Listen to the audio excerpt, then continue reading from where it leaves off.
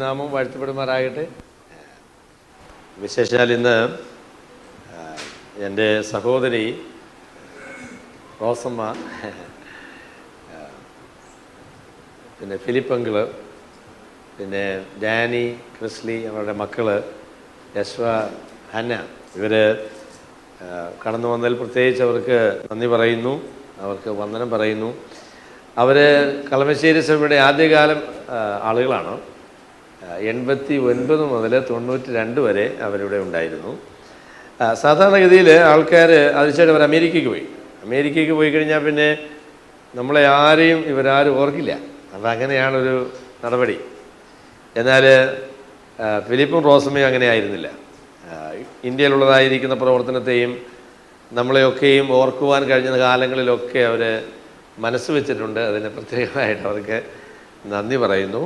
ഈ സഭയുടെ ഹോള് പണിയുന്നതിലും അവർ ഒരു പങ്ക് വഹിച്ചിട്ടുണ്ട്. റെക്സോളിൽ ഉള്ളതായിരിക്കുന്ന പ്രവർത്തനത്തിൻ്റെ ഒരു നെടുംതൂൺ എന്ന് അവരെക്കുറിച്ച് പറയാം. പിന്നെ കഴിഞ്ഞേറിയ കാലമായി പല സുവിശേഷകരെ, ഇന്ത്യയിലെ ഉള്ള പല സുവിശേഷകരെ അവർ സഹായിക്കുന്നുണ്ട്. പാനലിലൊക്കെയും വിശ്വസ്തത കാണിച്ച അവരോട് ദൈവനാമത്തിൽ ഞാൻ നന്ദി പറയുന്നു, അവരെ ഞാൻ അഭിനന്ദിക്കുന്നു. അമേരിക്കയിൽ പോയ മറ്റുള്ളവരും അങ്ങനെ തന്നെ ചെയ്യണം എന്ന് യൂട്യൂബിൽ എന്നെ കാണുന്ന ആളുകളോട് ഞാൻ പറയുകയാണ്. സാധാരണ അമേരിക്കയിൽ പോയാൽ പിന്നെ നമ്മൾ അവരുടെയൊക്കെ വീട്ടിൽ ചെന്നാൽ ഇച്ചിരി കാശൊക്കെ തരും കേട്ടോ. അത് ഇന്ത്യക്കാരുടെ ഒരു പ്രത്യേകതയാണ്. അവിടെ ചെന്നാൽ പോരുന്ന ഉടനെ ഒരു കൈമടക്കത്തൊക്കെ തന്ന് നമ്മളെ വിടും. പിന്നെ നമ്മളെ അവർ ഓർക്കുകയോ അങ്ങനെ എന്തെങ്കിലും സ്ഥിരമായി ആളുകളെ സഹായിക്കുകയോ ചെയ്യുന്ന ഒരു രീതി കേരളത്തിൽ നിന്ന് പോയ ആളുകൾക്ക് കുറവാണ്. എന്നാൽ നമ്മുടെ ഒരു സുവിശേഷകൻ എന്നോട് പറഞ്ഞതുപോലെ എൻ്റെ അച്ചായ കഴിഞ്ഞ ഒരു 30 വർഷമായിട്ട് കണ്ടിന്യൂസ് എല്ലാ മാസവും ഫിലിപ്പ് അങ്കിള് എന്നെ സപ്പോർട്ട് ചെയ്യുന്നു. അതൊരു നല്ല കാര്യമാണ്. അതിൽ ഞാൻ പ്രത്യേകമായിട്ട് അവർക്ക് നന്ദി പറയുന്നു. ഇന്ന് പുതുതായിട്ട് കടന്നു വന്ന മറ്റുള്ള എല്ലാ പ്രിയപ്പെട്ടവർക്കും ഞാൻ വന്ദനം പറയുന്നു. കർത്താവിൻ്റെ വചനം നമുക്ക് ഒരുമിച്ച് ചിന്തിക്കുവാനായിട്ട് ദൈവം ഇങ്ങനൊരു അവസരം നമുക്ക് തന്നിട്ടുണ്ട്. മനുഷ്യരെക്കുറിച്ച് പൊതുവെ പറയുകയാണ് എങ്കിൽ ഒരർത്ഥത്തിൽ അല്ലെങ്കിൽ മറ്റൊരർത്ഥത്തിൽ അവർ സങ്കടം അനുഭവിക്കുന്ന ആളുകളാണ്. There is a sorrow in the corner of the heart of everybody. എല്ലാവരുടെയും ഹൃദയത്തിൻ്റെ കോണിൽ സങ്കടത്തിൻ്റെ ഒരു അംശമുണ്ട്. മൈക്കിൾ ഫെൽപ്സ് എന്ന് പറയുന്നതായിരിക്കുന്ന മനുഷ്യനെക്കുറിച്ച് നിങ്ങൾ കേട്ടിട്ടുണ്ട്. അദ്ദേഹം ലോകത്തിലെ ഏറ്റവും പ്രസിദ്ധനായിരിക്കുന്ന ഒളിമ്പ്യനാണ്.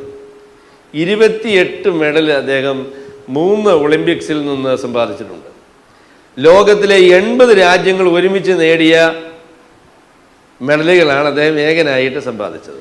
130 കോടി ആളുകളുള്ള ഇന്ത്യ മഹാരാജ്യം അതിൻ്റെ ഒളിമ്പിക് ചരിത്രത്തിൽ ആകെ നേടിയിട്ടുള്ള മെഡൽ അത്രയും ഫെൽപ്സ് സ്വന്തമായിട്ട് നേടിയിട്ടുണ്ട്. അദ്ദേഹത്തെക്കാളും പ്രസിദ്ധനായിരിക്കുന്ന ഒരു മനുഷ്യൻ ഒളിമ്പിക്സിൻ്റെ ചരിത്രത്തിലുണ്ടായിട്ടില്ല.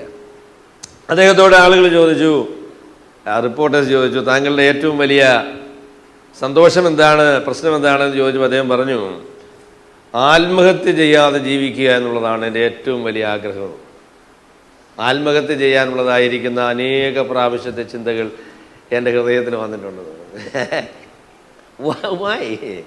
മൈക്കിൾ ഫെൽപ്സിനെ പോലുള്ള മനുഷ്യൻ ചാകുന്നതിനാ? അദ്ദേഹത്തിന് ജീവിക്കാനായിട്ട് ബുദ്ധിമുട്ടാണ് എന്ന് പറയാനുള്ള കാരണം എന്താ?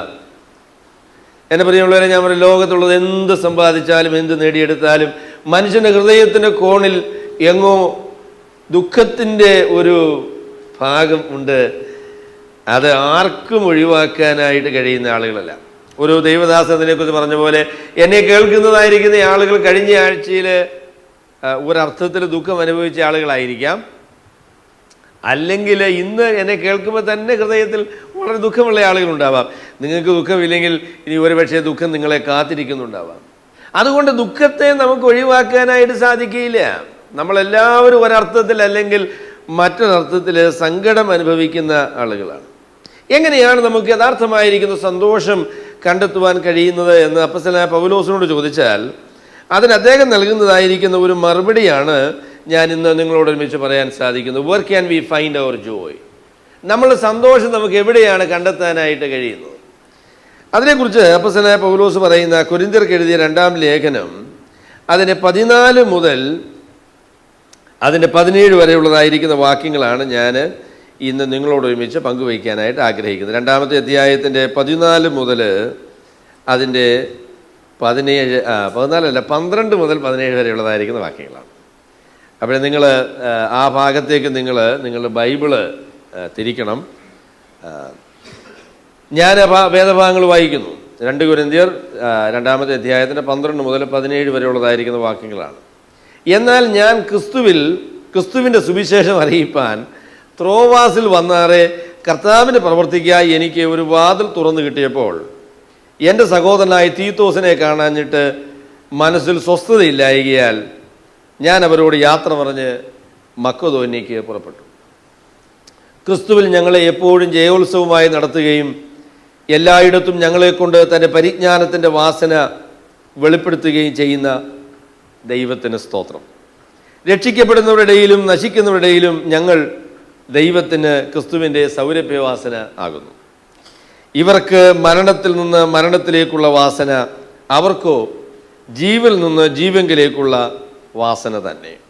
എന്നാൽ ഇതിന് ആർ പ്രാപ്തൻ? ഞങ്ങൾ ദൈവവചനത്തിൽ കൂട്ടുചേർക്കുന്ന അനേകരെ പോലെ അല്ല, നിർമ്മലതയോടും ദൈവത്തിൻ്റെ കൽപ്പനയാലും ദൈവസന്നിധിയിൽ ക്രിസ്തുവിൽ സംസാരിക്കും. അപ്പോസ്തലനായ പൗലോസ് പറഞ്ഞു, എൻ്റെ പൊന്നു സഹോദരന്മാരെ, എൻ്റെ മനസ്സിന് യാതൊരു സ്വസ്ഥതയും ഇല്ലാത്തതായിരിക്കുന്ന ഒരനുഭവം എൻ്റെ ജീവിതത്തിലുണ്ടായി. പ്രിയമുള്ളവരെ, ഞാൻ പറയാം, ദൈവത്തിൻ്റെ വേലയിലും അതുപോലെ തന്നെ മനുഷ്യരോടുള്ള ബന്ധത്തിലും ഒക്കെ നമ്മൾ കഴിയുമ്പോൾ ഒരുപാട് മുറിവുകളും ബുദ്ധിമുട്ടുകളും നമ്മുടെ ജീവിതത്തിലുണ്ടാകും, അല്ലേ? അങ്ങനെയല്ലേ? മനുഷ്യരോടുള്ള ബന്ധത്തിൽ ഒരു പ്രശ്നമില്ലാത്ത ആളുകളുണ്ടോ? ഇല്ല.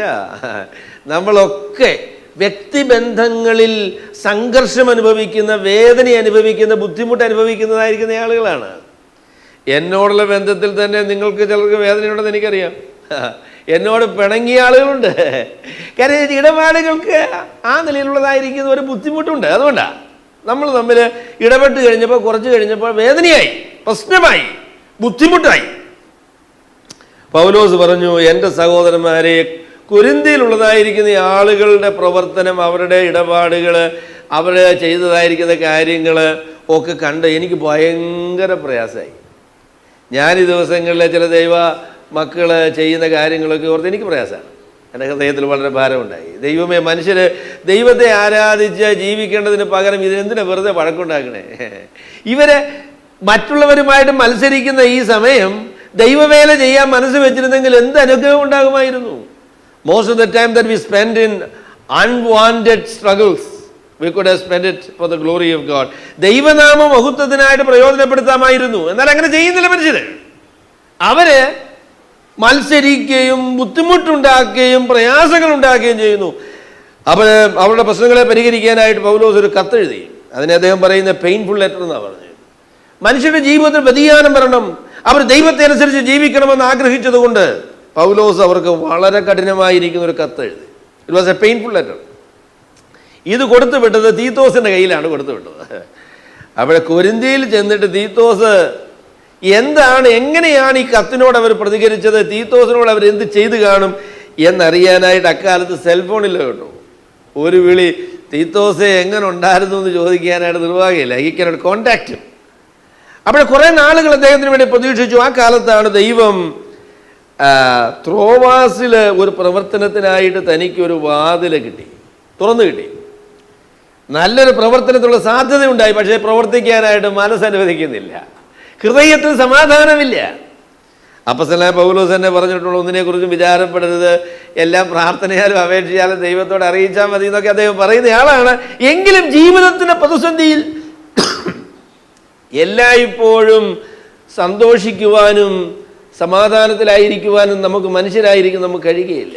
ബുദ്ധിമുട്ടുകൾ വന്നപ്പോൾ താൻ തീരുമാനിച്ചു, ഇനിയും തീത്തോസ് ഇങ്ങോട്ട് വരുന്നില്ലെങ്കിൽ ഞാൻ അങ്ങോട്ട് പോയി തീത്തോസിനെ കാണാം എന്ന് വിചാരിച്ച് അദ്ദേഹം മക്കതോന്യയിലേക്ക്, ത്രോവാസിൽ നിന്ന് മക്കതോന്യയിലേക്ക് പുറപ്പെട്ടു എന്നാണ് അദ്ദേഹം പറയുന്നത്. അപ്പോൾ ഇതിൽ നിന്ന് ഞാൻ പറയാൻ ആഗ്രഹിക്കുന്നതായിരിക്കുന്ന പ്രമാണം ഇതാണ്: മാനുഷിക ബന്ധങ്ങളിലും പ്രശ്നങ്ങളിലും മാത്രം നാം ശ്രദ്ധ കേന്ദ്രീകരിക്കുന്നുവെങ്കിൽ നമുക്ക് സന്തോഷിക്കാൻ കഴിയുകയില്ല എന്നുള്ളതായിരിക്കുന്ന കാര്യമാണ് ഞാൻ പറയാനായിട്ട് ആഗ്രഹിക്കുന്നത്. പൗലോസ് പറയുന്നത്, ആളുകൾ എങ്ങനെയാണ് പ്രതികരിക്കുന്നത്, അവരെന്താണ് ചെയ്യുന്നത്, അവരെങ്ങനെയാണ് അവരെ നമ്മളെ കരുതാനായിട്ട് പോകുന്നത് എന്നൊക്കെയുള്ള കാര്യങ്ങളെക്കുറിച്ച് നമ്മളങ്ങ് ശ്രദ്ധിക്കാൻ തുടങ്ങിയാൽ നമുക്ക് പ്രയാസമേ വരികയുള്ളൂ. മറ്റുള്ളവരെ കുറിച്ച് അവർ നമ്മളോട് എങ്ങനെ ഇടപെടാൻ പോകുന്നു, നമ്മളെക്കുറിച്ച് എന്ത് കരുതാൻ പോകുന്നു, എന്ത് പറയാൻ പോകുന്നു എന്നൊക്കെ ചിന്തിച്ചാൽ ഞാൻ പറയാം സങ്കടമേ ഉണ്ടാവുകയുള്ളൂ കേട്ടോ. നിങ്ങളുടെ ജീവിതത്തിൽ സങ്കടമാണ് എങ്കിൽ ഞാൻ പറയാം, ഒരു പ്രധാന കാരണം ഞാൻ പറയാം, you are giving too much attention to people. മനുഷ്യർക്ക് ഒരുപാട് ശ്രദ്ധ കൊടുക്കുന്നു എന്നുള്ളതാണ് നിങ്ങളുടെ സങ്കടത്തിന്റെ ഒരു പ്രധാന കാരണമെന്ന് പറയുന്നത്. You are giving too much attention to people. What they are saying, what they are doing is your attention. That is the problem. നിങ്ങളെ സംബന്ധിച്ചുള്ളതായിരിക്കുന്ന പ്രശ്നം എന്ന് പറയുന്നത് you are giving too much attention to people and what they are saying and what they are doing.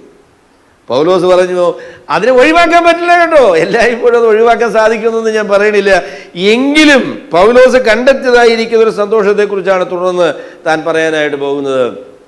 നമ്മളെ പ്രവർത്തനങ്ങളെ വിലയിരുത്തുവാൻ, നമ്മളെ വിജയത്തെയും പരാജയത്തെയും അളക്കുവാൻ, ആളുകൾ എങ്ങനെ പ്രതികരിച്ചു, അവരുടെ ജീവിതത്തിൽ എന്തൊക്കെ കാര്യങ്ങൾ സംഭവിച്ചു എന്നുള്ളത് മാത്രമാണ് നമ്മൾ ശ്രദ്ധിക്കുന്നതെങ്കിൽ പൗലോസ് പറയുന്ന പോലെ ഹൃദയത്തിന് യാതൊരു സ്വസ്ഥതയും ഇല്ലായികയാൽ, മനസ്സിൽ സ്വസ്ഥതയില്ലായികയാൽ ഞാൻ അവരോട് യാത്ര പറഞ്ഞ് മക്കതോന്യയ്ക്ക് പുറപ്പെട്ടു പോയി.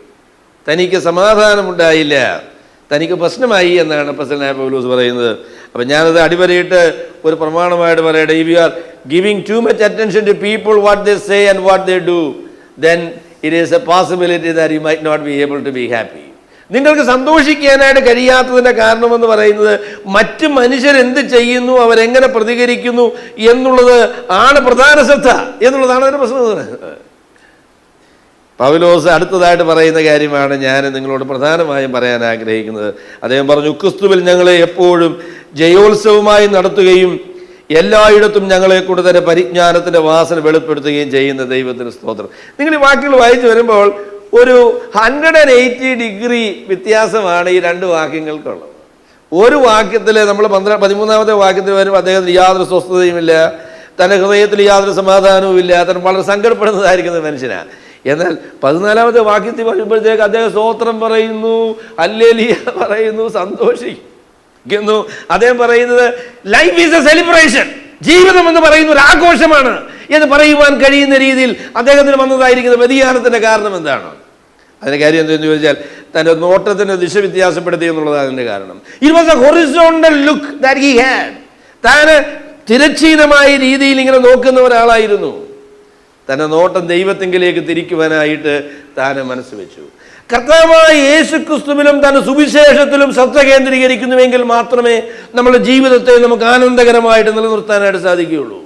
The confidence and the joy of a man of God is Christ and the gospel. കർത്താവായ യേശുക്രിസ്തുവും തന്റെ സുവിശേഷവുമാണ് നമ്മുടെ ജീവിതത്തിലെ സന്തോഷത്തിന്റെ അടിസ്ഥാനമായിരിക്കുന്നത്. We have to concentrate on God, what he has done and what he is going to do, and the gospel. സുവിശേഷവും കർത്താവായ യേശുക്രിസ്തുവും അതിൽ ശ്രദ്ധ കേന്ദ്രീകരിക്കാനായിട്ട് മനസ്സ് വെച്ചാൽ നമുക്ക് ജീവിതത്തിൽ ആനന്ദിക്കാനായിട്ട് സാധിക്കും. ഞാനതിനെക്കുറിച്ച് ഒരാൾ പറഞ്ഞ പ്രസ്താവന ഞാൻ ആവർത്തിക്കുകയാണ്. അദ്ദേഹം പറഞ്ഞു, സന്തോഷമെന്ന് പറയുന്നത് ഒരു മനോഭാവമാണല്ലേ. നാം ആരെ ശ്രദ്ധിക്കുന്നു, എന്ത് ധ്യാനിക്കുന്നു എന്നുള്ളതാണ് നാം സന്തോഷിക്കുവാൻ കഴിയുമോ എന്നുള്ളത് തീരുമാനിക്കുന്ന കാര്യം അതാണ്. What you are concentrated on, നിങ്ങൾ എന്തിനാണ് കേന്ദ്രീകരിച്ചിരിക്കുന്നത് എന്നുള്ളതാണ് നിങ്ങൾ സന്തോഷത്തെ നിർണ്ണയിക്കുന്നത്. ദൈവത്തെ ശ്രദ്ധിക്കുന്ന ഒരു മനുഷ്യന് സന്തോഷിക്കാൻ കഴിയും എന്ന് തന്നെയാണ് ദൈവത്തിൻ്റെ വചനം നമ്മളോട് പറയുന്നത്. ക്രിസ്തുവിൽ ഞങ്ങളെ എപ്പോഴും ജയോത്സവമായി നടത്തുകയും എല്ലായിടത്തും ഞങ്ങളെ കൊണ്ട് തന്നെ പരിജ്ഞാനത്തിൻ്റെ വാസന വെളിപ്പെടുത്തുകയും ചെയ്യുന്ന ദൈവത്തിന് സ്തോത്രം. രണ്ട് കാര്യങ്ങൾ തന്റെ സന്തോഷത്തിന്റെ അടിസ്ഥാനമായിട്ട് ഈ വാക്യത്തിൽ പറഞ്ഞിട്ടുണ്ട്. അപ്പോൾ രണ്ടാമത്തെ പോയിന്റ് എന്ന് പറയുന്നത്, യഥാർത്ഥമായി സന്തോഷിക്കണമെങ്കിൽ നമ്മൾ ശ്രദ്ധ ദൈവത്തിലും തന്റെ സുവിശേഷത്തിലും കേന്ദ്രീകരിക്കണം എന്നുള്ളതാണ് ഞാൻ നിങ്ങളോട് പറയാൻ ആഗ്രഹിക്കുന്നത്. നിങ്ങൾക്ക് സന്തോഷം വരണമെങ്കിൽ നിങ്ങളുടെ ശ്രദ്ധ എന്ന് പറയുന്നത് ദൈവത്തിലും തന്റെ സുവിശേഷത്തിലുമായിരിക്കണം. എങ്കിൽ മാത്രമേ നമുക്ക് സന്തോഷിക്കാൻ കഴിയുകയുള്ളൂ. പൗലോസ് പറയുന്നത്, ക്രിസ്തുവിൽ ഞങ്ങളെ എല്ലായ്പ്പോഴും ജയോത്സവമായി നടത്തുകയും എല്ലായിടത്തും ഞങ്ങളെ കൊണ്ട് തന്നെ പരിജ്ഞാനത്തിന്റെ വാസന വെളിപ്പെടുത്തുകയും ചെയ്യുന്ന ദൈവത്തിന് സ്തോത്രം. ദൈവത്തിന് നന്ദി പറയുന്ന, ദൈവത്തിന് സ്തോത്രം പറയുവാൻ കഴിയുന്ന ഒരു സാഹചര്യം വിശ്വാസിയുടെ ജീവിതത്തിലുണ്ട്. അതെങ്ങനെയാണ് ലഭിക്കുന്നത്? ഇങ്ങനെ അങ്ങോട്ടും ഇങ്ങോട്ടും നോക്കുന്ന നോട്ടം അവസാനിപ്പിച്ചിട്ട് മോളോട്ട് നോക്കാനായിട്ട് മനസ്സ് വയ്ക്കണം. ദൈവത്തിങ്കിലേക്ക് ശ്രദ്ധ തിരിക്കണം. അപ്പോഴാണ് നമുക്ക് സന്തോഷിക്കാനായിട്ട് സാധിക്കുന്നത്. രണ്ട് കാര്യം പറഞ്ഞു എന്ന് ഞാൻ പറഞ്ഞല്ലോ. ഒന്ന്, ക്രിസ്തുവിൽ ഞങ്ങളെ എല്ലായ്പ്പോഴും ജയോത്സവമായി നടത്തുന്ന ദൈവം. താൻ ഉപയോഗിക്കുന്നതായിരിക്കുന്ന ആ ഒരു ദൃഷ്ടാന്തം എന്ന് പറയുന്നത്, റോമ പടയാളികൾ അല്ലെങ്കിൽ റോമ ജനറൽമാർ അവരെ വിജയം ആഘോഷിക്കുന്നതായിരിക്കുന്ന ഒരു ആഘോഷമാണ് ആദ്യത്തെ ചിത്രം എന്ന് പറയുന്നതാണ്. അതിനെയാണ് റോമൻ ട്രയംഫ് എന്നാ പറയുന്നത്. That's called Roman triumph. അത് ജയോത്സവം എന്ന് പറയുന്ന കാര്യം എന്ന് പറഞ്ഞാൽ, റോമാക്കാർ തന്നെക്കൾ ശത്രുക്കളെ പരാജയപ്പെടുത്തി കഴിയുമ്പോൾ ആ പരാജയത്തിന് അല്ലെങ്കിൽ അവരെ പരാജയപ്പെടുത്തുവാനായിട്ട് അതിന് നേതൃത്വം കൊടുത്തതായിരിക്കുന്ന ആ സേനാനായകൻ റോമിന് തെരുവീതിലൂടെ നടത്തുന്നതായിരിക്കുന്ന ഒരു ജയോത്സവ പരിപാടിയുണ്ട്. This a triumphal march for the triumphant leader. അപ്പോൾ അതിൽ രണ്ട് കാര്യങ്ങളുണ്ട്. ഒന്ന്, താനിങ്ങനെ മുന്നിൽ പോകും, അതിന് പിന്നാലെ ഈ യുദ്ധത്തിൽ തന്നോട് ചേർന്ന് പങ്കു ചേർന്നതായിരിക്കുന്ന ആളുകൾ തന്നോടുകൂടി കാണും. പിന്നെ അതിന് ഏറ്റവും പുറകിൽ താൻ പരാജയപ്പെടുത്തിയതായിരിക്കുന്ന ആൾക്കാർ ഉണ്ടാവും. ഇവരെ സംബന്ധിച്ച് രണ്ട് അന്തമാണ് ഉള്ളത്. ഈ വിജയത്തിൽ പങ്കാളികളായി തീർന്നതായിരിക്കുന്ന ഈ സേനാനായകനോട് പ്രവർത്തിച്ച ആളുകൾക്ക് ഈ ഘോഷയാത്രയുടെ അന്ത്യത്തിൽ അവരുടെ സേവനത്തിനുള്ളതായിരിക്കുന്ന പ്രതിഫലം, ബഹുമാനം, അതിനുള്ളതായിരിക്കുന്ന ആദരവ് കിട്ടുന്നതാണ്. എന്നാൽ അതിൻ്റെ അവസാനം നിൽക്കുന്നതായിരിക്കുന്ന പ്രതിയോഗികളായിരിക്കുന്ന ആൾക്ക് എന്താ കിട്ടുക? അവർക്ക് അവസാനം ഇതിലാ കഴിയുന്ന ഉടനെ മരണമാണ് കൊടുക്കുക, വധശിക്ഷയാണ് കൊടുക്കുക. ഇവരോട് മത്സരിച്ചതിന്, അവരോട് എതിർത്ത് നിന്നതിന്, അവർക്ക് പരാജയം വരുത്തുവാൻ ആഗ്രഹിച്ചതിന് ഉള്ളതായിരിക്കുന്ന ശിക്ഷയായിരിക്കുന്ന മരണമാണ് കൊടുക്കുക. അവർ രണ്ട് തരത്തിലുള്ളതായിരിക്കുന്ന ആളുകളുണ്ട്. ജീവനിലേക്ക് കടക്കുന്ന, സന്തോഷം അനുഭവിക്കാനായിട്ട് പോകുന്നതായിരിക്കുന്ന ഒരു കൂട്ടം ആളുകൾ. There's a group of people who is going to inherit life and the blessings of life. And there is another group of people who are destined to die because they were with the wrong group of people. അവര് ഇവർക്കെതിരായിട്ട് നിന്ന ആളുകളാണ്. അപ്പോസ്തലനായ പൗലോസ് പറഞ്ഞപ്പോൾ പറഞ്ഞു, ദൈവം ഞങ്ങളെ ജയോത്സവത്തിൽ കർത്താവായ യേശുക്രിസ്തു നേടിയതായിരിക്കുന്ന വിജയത്തിന്റെ ഭാഗമാക്കി തീർത്തിരിക്കുന്നു എന്നുള്ളതാണ് ഞങ്ങളുടെ സന്തോഷത്തിന്റെ കാരണം എന്ന് പറയുന്നത്. എൻ്റെ പ്രിയമുള്ളവരെ, ഞാൻ പറയാം, നമ്മളെ ഈ ജയഘോഷയാത്ര പൂർത്തീകരിച്ചിട്ടില്ല കേട്ടോ. ഇപ്പോൾ നമ്മൾ ജയഘോഷയാഗത്തിലാണെന്ന് നമ്മൾക്ക് എങ്ങനെ അറിയാൻ പറ്റുക? എങ്ങനെ അറിയാൻ പറ്റുക? ഇപ്പം നമ്മൾ നോക്കിയാൽ മുമ്പിൽ നമ്മൾ സേനാനായകൻ പോകുന്നു, അതിൻ്റെ പുറകെ നമ്മൾ പോകുന്നു, പിന്നെ അങ്ങോട്ട് അവിടെ വെച്ചിരിക്കുന്നതായിരിക്കുന്ന ട്രോഫി, അതിന് ശേഷമുള്ളതായിരിക്കുന്ന ബഹുമാനം, ഇതൊക്കെ കാണാൻ വരുന്നുണ്ടോ? ഉണ്ടോ? ഇല്ലെന്നേ, കാണാൻ പറ്റുന്നില്ല. ഇത് വിശ്വാസത്താൽ കാണേണ്ട ഒരു കാഴ്ചയാണ്. കർത്താവായ യേശുക്രിസ്തുവിൽ കൂടെ ദൈവം നമുക്ക് തന്നതായിരിക്കുന്ന ജയം ദൈവം ഒരു ദിവസം പൂർത്തീകരിക്കുമെന്നും ആ ജയത്തിൽ ദൈവം നമ്മളെ പങ്കാളികളാക്കിയിരിക്കുന്നു എന്നുള്ളതുമായിരിക്കുന്ന ബോധ്യമാണ് തൻ്റെ സന്തോഷത്തിന്റെ കാരണം എന്ന് പറയുന്നത്. Are you sure that you are part and you share in the victory of Jesus Christ? കർത്താവായ യേശുക്രിസ്തുവിന്റെ ജയത്തിൽ ഞാൻ പങ്കാളിയാണ്. ഞാൻ യേശുക്രിസ്തുവിന്റെ പിന്നാലെ ഈ ജയഘോഷ യാത്രയിൽ യാത്ര ചെയ്യുന്ന ഒരാളാണ്. ഈ യാത്ര ഒരു ദിവസം അവസാനിക്കും. അന്ന് സ്വർഗത്തിലെ ദൈവം തൻ്റെ പുത്രനായ യേശുക്രിസ്തുവിനോടുകൂടെ എന്നെ ബഹുമാനിക്കുന്ന ഒരു ദിവസം വരുന്നു എന്നുള്ളതായിരിക്കുന്ന ആ കാഴ്ച, ആ ഒരു കാഴ്ചപ്പാട്, അതാണ് തന്നെ സന്തോഷിപ്പിക്കുന്നതായിരിക്കുന്ന കാഴ്ചപ്പാട്. നമുക്ക് അങ്ങനെ ഒരു കാഴ്ചപ്പാടുണ്ടോ? അതോ നമ്മൾ ഈ ലോകത്തുള്ളതായിരിക്കുന്ന സങ്കടവും ബുദ്ധിമുട്ടും പ്രയാസവും മാത്രം കാണുന്ന ആളുകളാണോ? We are part of a team. We are part of an army who is already victorious. ജയാളിയായി തീർന്ന കർത്താവായ യേശുക്രിസ്തുവിന്റെ പിന്നാലെ ആ ജയഘോഷയാത്രയിൽ പങ്കെടുക്കുന്നതായിരിക്കുന്ന ആളുകളാണ് നമ്മൾ എന്നുള്ളതായിരിക്കുന്ന ബോധ്യമാണ് ഈ സന്തോഷത്തിന് കാരണമായി തീർന്നത്. ക്രിസ്തുവിൽ ഞങ്ങളെ എല്ലായ്പ്പോഴും ജയോത്സവമായി നടത്തുന്ന ദൈവം. നമ്മുടെ ജീവിതത്തിലെ പ്രശ്നങ്ങൾ എന്ത് തന്നെയായിരുന്നാലും, പ്രതികൂലങ്ങൾ എന്ത് തന്നെയായിരുന്നാലും, അപ്പോസ്തലനായ പൗലോസിന് അറിയാമായിരുന്നു, I M part of A triumphant team. ജയിച്ച ജയോത്സവമായി നമ്മെ നയിക്കുന്ന കർത്താവായ യേശുക്രിസ്തുവിനോട് ചേർന്ന് നിൽക്കുന്ന, ആത്യന്തികമായിട്ടുള്ള വിജയം പങ്കുവയ്ക്കുന്ന ആ പരിപാടിയിൽ ദൈവനെ ഉൾപ്പെടുത്തിയിരിക്കുകയാണ് എന്നുള്ളതാണ് തന്റെ സന്തോഷത്തിന്റെ ഒന്നാമത്തെ കാരണമെന്ന് പറയുന്നതാണ്. That is the Joy. ദൈവം നമ്മെ തിരഞ്ഞെടുത്ത് തൻ്റെ ഭാഗത്ത് ആക്കിയിരിക്കുന്നു. ആത്യന്തികമായിരിക്കുന്ന വിജയം യേശുക്രിസ്തുവിൽ കൂടെ ദൈവം നമുക്ക് ഉറപ്പാക്കി തന്നിരിക്കുന്നു എന്നുള്ള ബോധ്യം, അതാണ് തൻ്റെ സന്തോഷത്തിൻ്റെ ആദ്യ കാരണമായിട്ട് താൻ പറയുന്നത്. രണ്ടാമത്തെ കാരണമായിട്ട് താൻ പറയുന്നത്, എല്ലായിടത്തും ഞങ്ങളെ കൊണ്ട് തൻ്റെ പരിജ്ഞാനത്തിൻ്റെ വാസന വെളിപ്പെടുത്തുകയും ചെയ്യുന്ന ദൈവത്തിന് സ്തോത്രം. ഞാൻ വിചാരിക്കുന്നു രണ്ടാമത്തെ തൻ്റെ പ്രസ്താവനയിൽ തൻ്റെ ഈ ഘോഷയാത്ര താൻ അവസാനിപ്പിച്ചിട്ട് വേറെ ഒരു ദൃഷ്ടാന്തമാണ് താൻ ഉപയോഗിക്കുന്നത്. ഘോഷയാത്രയുടെ ആ രംഗം താൻ ഉപേക്ഷിച്ചു. എന്നിട്ട് അടുത്തതായിട്ട് പറയുന്ന 2 പ്രസ്താവനകൾ യഥാർത്ഥത്തിൽ ദേവാലയത്തിൽ സംഭവിക്കുന്ന യാഗത്തോട് ബന്ധപ്പെട്ടാണ് താൻ പറയാൻ പോകുന്നത്. It is actually he's taking us to the courts of the temple. ദേവാലയത്തിൻ്റെ സമീപത്തേക്ക് നമ്മളെ കൊണ്ടുപോവുകയാണ്. അപ്പം അവിടെ ചെല്ലുമ്പോഴുള്ള കാര്യം പറയുന്നത് തൻ്റെ പരിജ്ഞാനത്തിൻ്റെ വാസന, തൻ്റെ പരിജ്ഞാനത്തിൻ്റെ സുഗന്ധം ഞങ്ങളുടെ ജീവിതങ്ങളിൽ കൂടെ ദൈവം പ്രസിദ്ധപ്പെടുത്തുന്നു എന്നുള്ളതായിരിക്കുന്ന കാര്യമാണ് താൻ തൻ്റെ സന്തോഷത്തിൻ്റെ 2ാമത്തെ ഭാഗമായിട്ട് പറയുന്നത്. ഒരു യാഗം എങ്ങനെയാണ് ദൈവം സ്വീകരിക്കുന്നത് അറിയാമോ? ദൈവം യാഗം സ്വീകരിച്ചു എന്നുള്ള കാര്യം എങ്ങനെയാണ് അറിയുന്നത്? അത് സൗരഭ്യവാസനയായ യാഗമായിട്ട് കർത്താവ് ദൈവത്തിൻ്റെ മൂക്കില് നമ്മളുടെ യാഗം ദൈവം അത് സ്വീകരിച്ചതിന് ശേഷം അത് സുഗന്ധമായി എന്നുള്ളതായിരിക്കുന്ന ഒരു അറിവ്, ആ നിലയിലുള്ളതായിരിക്കുന്ന ഒരു അംഗീകരണമാണ് യാഗത്തിൻ്റെ അനുഗ്രഹം എന്ന് പറയുന്നതാണ്. We are a fragrant aroma to God. ദൈവത്തിന് ഞങ്ങൾ സൗരഭ്യവാസനയായ ആളുകളായിട്ട് തീർന്നിരിക്കുന്നു. ദൈവത്തിന് മാത്രമല്ല സൗരഭ്യവാസന കേട്ടോ, ഈ വാസന പരക്കുന്നതായിരിക്കുന്ന വാസനയാണ്. കഴിഞ്ഞ പ്രാവശ്യം നമ്മളിതിനെക്കുറിച്ച് പറഞ്ഞൊരു ദൃഷ്ടാന്തം ഞാൻ ഇപ്പോഴ് ആവർത്തിക്കാൻ ആഗ്രഹിക്കുകയാണ്. അത് കാരണം എന്ന് ചോദിച്ചാൽ ജീവിതത്തിലെ ഒരു സുഗന്ധമുള്ളതായിരിക്കുന്ന വസ്തുവിൻ്റെ സുഗന്ധം വർദ്ധിക്കുന്നത് അതിന് യാഗമാക്കി തീർക്കുമ്പോഴാണ്, അതിന് യാഗമായിട്ട് അതിനെ കത്തിക്കുന്ന അവസരത്തിലാണ് അതിൽ നിന്നുള്ളതായിരിക്കുന്ന സുഗന്ധം വെളിയിലേക്ക് വരുന്നത്. അതാണ്. മാത്രമല്ല അത് ഇടിച്ച് ചതച്ച് അതിൽ പ്രതികൂലങ്ങളും പ്രയാസങ്ങളും പ്രതിസന്ധികളും ഉണ്ടാകുമ്പോൾ അതിൽ നിന്ന് പുറപ്പെടുന്നതായിരിക്കുന്ന സുഗന്ധം എന്ന് പറയുന്നത് മനോഹരമായിരിക്കുന്ന സുഗന്ധമാണ്. അപ്പോൾ പൗലോസ് പറഞ്ഞു, എനിക്കുള്ളതായിരിക്കുന്ന 2ാമത്തെ സന്തോഷം എന്താണെന്ന് ചോദിച്ചാൽ എൻ്റെ ജീവിതത്തിലുണ്ടാകുന്നതായിരിക്കുന്ന എല്ലാ പ്രതിസന്ധികളും പ്രയാസങ്ങളും ഒക്കെ സുവിശേഷത്തിൻ്റെ സുഗന്ധം പരത്തുവാനായിട്ട് ദൈവം ഉപയോഗിക്കുന്നു എന്നുള്ളതാണ് എൻ്റെ ജീവിതത്തിന് സന്തോഷം എന്ന് പറയുന്നത്. God uses all the situations of my life in order to spread the aroma of the knowledge of Christ.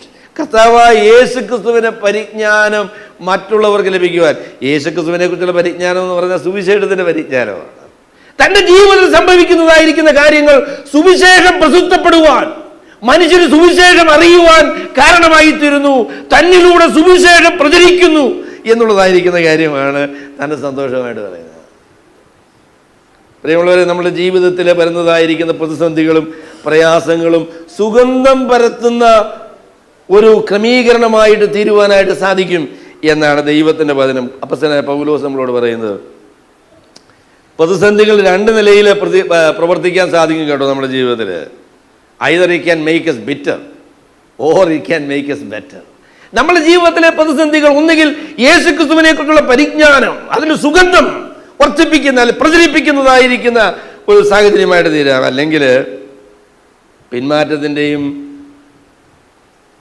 സങ്കടത്തിൻ്റെയും അനുഭവമായിട്ട് തീരാനായിട്ട് സാധിക്കും. പൗലോസ് പറഞ്ഞു, എൻ്റെ സന്തോഷം എന്താണെന്ന് ചോദിച്ചാൽ what happened to me has caused the furtherance of the gospel. സുവിശേഷം പ്രചരിക്കുവാൻ, പരിജ്ഞാനത്തിൻ്റെ വാസന വെളിപ്പെടുത്തുവാൻ കർത്താവ് എൻ്റെ ജീവിതത്തെ ഉപയോഗിക്കുന്നു എന്നുള്ളതാണ് അതിന് കാരണമായിട്ട് പറയുന്നത്. അപ്പോൾ ഈ സുഗന്ധത്തെക്കുറിച്ച് പറഞ്ഞപ്പോൾ താൻ 2 കാര്യങ്ങൾ തുടർന്ന് താൻ പറയുന്നുണ്ട്. അതെന്താണെന്ന് ചോദിച്ചാൽ തൻ്റെ ജീവിതത്തിൽ നിന്ന് സുവിശേഷത്തിൻ്റെ സുഗന്ധം പ്രചരിക്കുമ്പോൾ അതെല്ലാം ഇപ്പോഴും ദൈവത്തിന് സൗരഭ്യവാസനയാണ് എന്നുള്ള കാര്യമാണ് താൻ ആദ്യം പറയുന്നത്. When the smell of the gospel, the fragrance of the knowledge of Christ is spread, it is always a fragrant aroma in the nostrils of God. ദൈവത്തിൻ്റെ നാസാരന്ധ്രങ്ങളിൽ സുവിശേഷത്തിൻ്റെ ആ സുഗന്ധം എന്ന് പറയുന്നത് എല്ലാം ഇപ്പോഴും അത് സൗരഭ്യവാസനയായിരിക്കുന്ന കാര്യമാണ്. എൻ്റെ പ്രിയമുള്ളവരെ, ഞാൻ പറയാം, സുവിശേഷത്തിൻ്റെ വിജയമെന്ന് പറയുന്നത് ആളുകൾ സുവിശേഷം സ്വീകരിക്കുന്നത് കൊണ്ടല്ല നിർണ്ണയിക്കപ്പെടുന്നത് കേട്ടോ. സുവിശേഷം അതിൽ തന്നെ മനോഹരമായിരിക്കുന്ന കാര്യമാണ്, അത് സുഗന്ധമാണ്. സുവിശേഷത്തിൻ്റെ വെളിച്ചം നമ്മിൽ നിന്ന് പ്രചരിക്കുന്നുവെങ്കിൽ അത് ദൈവത്തിന് മുൻപാകെ മനോഹരമായിരിക്കുന്ന ക്രമീകരണമാണ്. ദൈവത്തിന് മുൻപാകെ സുവിശേഷത്തിന് സുഗന്ധം എല്ലായ്പ്പോഴും സൗരഭ്യവാസനയായിരിക്കുന്ന കാര്യമാണ്. എന്നാൽ മനുഷ്യരെ സംബന്ധിച്ച് പറയുമ്പോൾ ഈ സുവിശേഷം എന്ന് പറയുന്നത് 2 തരത്തിലുള്ളതായിരിക്കുന്ന വാസനയാണ്. മനുഷ്യരെ സംബന്ധിച്ചുള്ളതായിരിക്കുന്ന വാസന എന്തുവാ? For some people it is going to be the smell from death to death. മരണത്തിന്റെ വാസനയാണ്. മറ്റു ചിലരെ സംബന്ധിച്ചിടത്തോളം ഇത് ജീവനിൽ നിന്ന് ജീവനിലേക്ക് കടക്കുന്നതായിരിക്കുന്ന വാസന. ഇതെങ്ങനെയാണ് തീരുമാനിക്കുന്നത്? സുവിശേഷം നിങ്ങൾക്ക് സുഗന്ധമാണോ, സുവിശേഷം നിങ്ങൾക്ക് മരണത്തിന്റെ വാസനയാണോ തീരുമാനിക്കുന്നത് എങ്ങനെയാണെന്ന് അറിയോ? സുവിശേഷത്തോടുള്ള പ്രതികരണത്തിന്റെ അടിസ്ഥാനത്തിലാണ്. സുവിശേഷം നിഷേധിക്കുന്നത് കൊണ്ട് സുവിശേഷത്തിന്റെ ശക്തി ഒരിക്കലും നഷ്ടപ്പെട്ടു പോകുകയില്ല. ഒരാൾ പറയുകയാണ് സുവിശേഷം ഞാൻ സ്വീകരിക്കുന്നില്ല എന്ന്, അതുകൊണ്ട് സുവിശേഷത്തിന്റെ ശക്തി ഇല്ലില്ല. It is going to continue its work in your life. സുവിശേഷം നിഷേധിക്കുന്നത് കൊണ്ട് സുവിശേഷത്തിന്റെ ശക്തിയെ തടയുവാൻ നിങ്ങൾക്ക് കഴിയുകയില്ല. അത് ഏത് നിലയിൽ പ്രവർത്തിക്കുമെന്നുള്ളത് തീരുമാനിക്കാനായിട്ട് സാധിക്കും. അത് ജീവനിൽ നിന്ന് ജീവനിലേക്കുള്ള സുഗന്ധമാകണമോ അതോ മരണത്തിൽ നിന്ന് മരണത്തിലേക്കുള്ള വാസന ആകണമോ എന്നുള്ളത് തീരുമാനിക്കാനായിട്ട് മനുഷ്യർക്ക് സാധിക്കുമെന്ന് പറഞ്ഞാൽ മനുഷ്യർക്ക് അതിനോട് പ്രതികരിക്കാൻ കഴിയുമെന്നാണ് ദൈവത്തിന്റെ വചനം പറയുന്നത്. അതിന് പിൻപിലുള്ളതായിരിക്കുന്ന ദൈവ ക്രമീകരണത്തെക്കുറിച്ചല്ല ഈ വാക്യത്തിലുള്ളതായിരിക്കുന്ന ഊന്നല, അതിനോടുള്ള പ്രതികരണത്തെക്കുറിച്ചാണ് അപ്പോസ്തലനായ പൗലോസ് പറയുന്നത്. അവിടെ സുവിശേഷം നിഷേധിക്കുന്ന ആളുകളെ സംബന്ധിച്ചത് മരണത്തിൽ നിന്ന് മരണത്തിലേക്കുള്ള വാസനയാണ്. കാരണം മനുഷ്യന്റെ നിത്യതയെ നിർണ്ണയിക്കുന്ന സുവിശേഷമാണ്. അങ്ങനെയാണ് ദൈവം മനുഷ്യന്റെ നിത്യതയെ തീരുമാനിക്കാനായിട്ട് ദൈവം തീരുമാനിച്ചിരിക്കുന്നത്. എങ്ങനെയാണ്? അതുകൊണ്ട് നിങ്ങൾ സുവിശേഷത്തിനെ പരിഹസിക്കാനായിട്ട് തീരുമാനിച്ചാൽ സുവിശേഷം നിങ്ങൾക്ക് മരണകരമായ ദൈവം നിങ്ങളെ ന്യായം വിധിക്കാനുള്ളതായിരിക്കുന്ന മുഖാന്തരമായിട്ട് തീരും. മരണത്തിൽ നിന്ന് മരണത്തിലേക്ക്, മരണത്തിൽ നിന്ന് മരണത്തിലേക്ക്, ജീവനിൽ നിന്ന് ജീവനിലേക്ക്. അങ്ങനെയാണ് അദ്ദേഹം ഈ രണ്ട് പ്രതികരണത്തെക്കുറിച്ച് പറയുന്നത്. ഞാൻ പറയാം അതിൻ്റെ കാരണം എന്താണെന്ന് ചോദിച്ചാൽ, മരണത്തിൽ നിന്ന് മരണത്തിലേക്ക് എന്ന് പറഞ്ഞാൽ ഈ ലോക ജീവിതത്തിലുള്ള മരണത്തിൽ നിന്ന് നിത്യമായ മരണത്തിലേക്ക്. രണ്ടാമത്തെ ഭാഗം പറയുമ്പോൾ പറയും ഈ ലോക ജീവിതത്തിലുള്ള ജീവനിൽ നിന്ന് നിത്യമായ ജീവനിലേക്ക് എന്ന് പറഞ്ഞാൽ സുവിശേഷം സ്വീകരിക്കുന്ന ആളിന് സ്വർഗത്തിന്റെ അനുഭവം ഇപ്പോഴേ കിട്ടുമെന്ന്. സുവിശേഷം നിഷേധിക്കുന്ന ആളിന് നരകം കാത്തിരിക്കേണ്ടതായിരിക്കുന്ന കാര്യമില്ല, നരകം ഓൾറെഡി ആരംഭിച്ചു കഴിഞ്ഞു. സുവിശേഷത്തോട് പ്രതികരിക്കാത്ത മനുഷ്യർക്ക് നരകം ആരംഭിച്ചു കഴിഞ്ഞു. ചില ആളുകളൊക്കെ ജീവിതത്തെ കുറിച്ച് പറയുമ്പോൾ അങ്ങനെ പറയുന്നത് കേട്ടിട്ടുണ്ടോ? He said, I am in hell. That is true. Why you are in hell? നിങ്ങൾ എന്താ നരകത്തിൽ ആയിരിക്കുന്ന കാര്യം എന്താ? കാരണം ചോദിച്ചാൽ ഈ മരണത്തിന്റെ പ്രതികരണമാണ് സുവിശേഷത്തോട് നിങ്ങൾ കാണിച്ചത് എന്നതാണ് അതിന്റെ കാരണം എന്ന് പറയുന്നത്. You have responded to the gospel. You are resisting the gospel. You are resisting God from your life. നിങ്ങളുടെ ജീവിതത്തിൽ ദൈവം പ്രവർത്തിക്കുന്നതിൽ നിങ്ങൾ തടസ്സം നീക്കുക. അപ്പം മരണം ആരംഭിച്ചു കഴിഞ്ഞു, നരകം ആരംഭിച്ചു കഴിഞ്ഞു. ഇനി ഇത് യഥാർത്ഥ നരകമായിട്ട് വർത്തിക്കും കേട്ടോ, യഥാർത്ഥ നരകമായിട്ട് വർത്തിക്കും. ചില സ്നേഹിതന്മാരൊക്കെ എന്നോട് പറഞ്ഞു സ്വർഗവും ഇല്ല നരകവും ഇല്ല എന്ന്. അതുകൊണ്ട് രക്ഷപ്പെട്ടില്ലയോ? സ്വർഗവും നരകവും ഉണ്ടെന്ന് തീരുമാനിക്കുന്ന ആരെന്നറിയോ? ഇവിടെ ഒരു ജനകീയ വോട്ടെടുപ്പ് നടത്തും. സ്വർഗം വേണ്ടവരെല്ലാം വോട്ട് ചെയ്യാം, പിന്നെ നരകം വേണ്ടാത്തവര് വോട്ട് ചെയ്യാം. ഇത് ഗാലപ്പോൾ അല്ലയോ സാറേ? അങ്ങനെയാണോ തീരുമാനിക്കുന്നത്? അങ്ങനെയാണോ? Danny is hell and heaven determined by a Gallup poll? No, it is not. It is decided by God. സ്വർഗത്തിലെ ദൈവം തീരുമാനിച്ച കാര്യമാണ്. അത് നമ്മളുടെ അഭിപ്രായത്തിനും നമ്മളെ തീരുമാനത്തിനും വിട്ടിരിക്കുന്നതല്ല. എവിടെ ചെല്ലണമെന്നുള്ളത് തീരുമാനിക്കുന്നതിലൊരു പങ്ക് അത് ദൈവം നമുക്ക് തന്നിട്ടുണ്ട്. ജീവന്റെ സന്ദേശമായിട്ട് വരണമോ അതോ മരണത്തിന്റെ സന്ദേശമായിട്ട് വരണമോ എന്ന് എസ് ലൂയിസ് ജോൺസൺ എന്ന് പറയുന്നതായിരിക്കുന്ന ദൈവദാസൻ പറഞ്ഞൊരു പ്രസ്താവന ഞാൻ പറയാം. അദ്ദേഹം പറഞ്ഞു, നരകമുണ്ട് എന്ന് വിശ്വസിക്കാനായിട്ട് നരകത്തിൽ 10 സെക്കൻഡ് സമയം ചെലവഴിച്ചാൽ മതിയാവുന്നു. When you are in hell and you experience hell for 1/10 of a second, you are convinced about the reality of hell. അപ്പം എനിക്ക് ചോദിക്കാനുള്ള ചോദ്യം എന്ന് പറയുന്നത്, മരിച്ചവിടെ ചെല്ലുന്നത് വരെ വെയിറ്റ് ചെയ്യേണ്ട ആവശ്യമുണ്ടോ നരകവും സ്വർഗവും ഒക്കെ ഉണ്ടെന്ന് അറിയാനായിട്ട്? ചില ആളുകൾ അങ്ങനെ വിശ്വസിക്കുകയുള്ളൂവെങ്കിൽ പിന്നെ എന്താ ചെയ്യാൻ പറ്റുക? സുവിശേഷം ചില ആളുകളെ സംബന്ധിച്ച് മരണത്തിൽ നിന്ന് മരണത്തിലേക്കുള്ളതായിരിക്കുന്ന വാസനയാണ്. അവർ സുവിശേഷത്തെ നിഷേധിച്ചതുകൊണ്ട് ഈ ലോക ജീവിതം അവരെ സംബന്ധിച്ച് നരകമാണ്. ഇനിയും അതിനുശേഷം വരാനിരിക്കുന്ന നരകത്തിന്റെ ആ ഭയങ്കര ഭയാനകതയിലേക്കാണ് അവര് യാത്ര ചെയ്യുന്നത്. അത് ബൈബിൾ പറയുന്ന അലംഘനീയമായ സത്യമാണ്. നമ്മുടെ ഒരു തീരുമാനം അല്ലെ, നമ്മുടെ അഭിപ്രായം അനുസരിച്ച് ഈ യാഥാർത്ഥ്യത്തിന് വ്യത്യാസമൊന്നും വരികയില്ല. ഒരു ഉദാഹരണം കൂടെ ഞാൻ പറയാം. എനിക്ക് ഈ ഭൂമിയുടെ ആകർഷണ നിയമത്തിൽ വിശ്വാസമില്ലാന്ന് വിചാരിക്കാം. എനിക്ക് വിശ്വാസമില്ല. ഗ്രാവിറ്റി എന്ന് പറയുന്ന ഒരു ആശയത്തോടെ എനിക്ക് യോജിപ്പില്ല. നിലത്ത് നിന്നൊക്കെ നിങ്ങൾ പറഞ്ഞാൽ കുഴപ്പമില്ല കേട്ടോ.